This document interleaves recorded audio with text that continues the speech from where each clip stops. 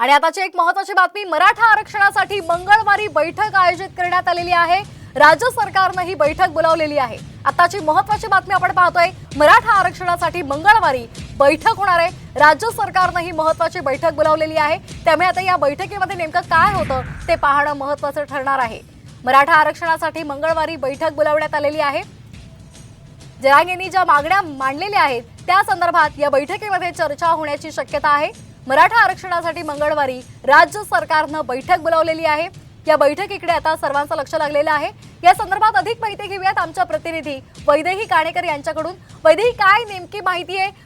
मराठा आरक्षणासाठी राज्य सरकारने बैठक बोलावलेली आहे, नेमकं या बैठकीत काय होणार आहे? कुठकुठल्या मागण्यांचा विचार केला जाईल?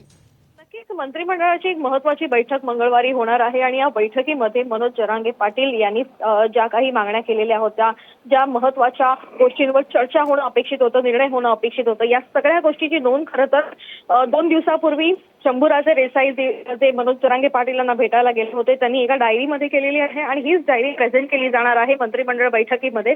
आणि याच मंत्रिमंडळ बैठकीमध्ये या डायरीमधील अनेक नोंदी आणि जो तक्ता बनवण्यात आलेला आहे याच्या संदर्भात चर्चा केली जाणार आहे। काय केलं पाहिजे आणि काय अपेक्षित आहे या सगळ्या गोष्टींसंदर्भात चर्चा मंत्रिमंडळ बैठकीमध्ये मुख्यमंत्र्यांच्या समोर केली जाणार आहे आणि इतरही मंत्री त्यामध्ये असतील आणि त्यांचं देखील एकूण म्हणणं काय आहे हे देखील ऐकण्याचा प्रयत्न या पूर्ण मंत्रिमंडळ बैठकीमध्ये केला जाणार आहे।